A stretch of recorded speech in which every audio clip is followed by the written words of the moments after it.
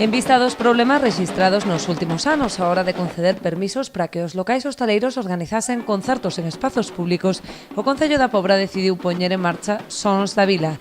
A través deste programa será o Concello quen promova as actuacións musicais patrocinadas polos bares e pubs que se sumaron á iniciativa. E a solución é que vai ser o propio Concello que organice os concertos, contando coa colaboración ou patrocinio tamén económico por parte dos locales.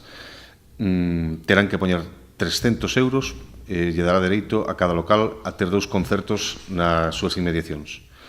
Isto dá lugar a que aqueles que están varios moi xuntos pois van a poder entre eles organizarse e ter moitos concertos por un precio moi baixo, e os que están solos pois vai sair un pouco máis caro, pero nos entendemos que un precio moi razonable, 150 euros por concerto como máximo para cada local.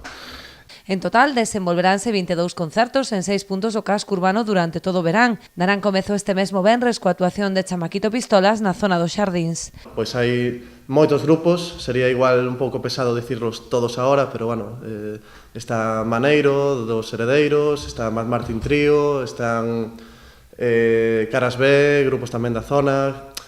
Bueno, unha programación que creemos que é de moita calidade, moi variada, pero tamén para todos os públicos, non? Que poden caixar neste formato de terrazas e de cultura ao vivo.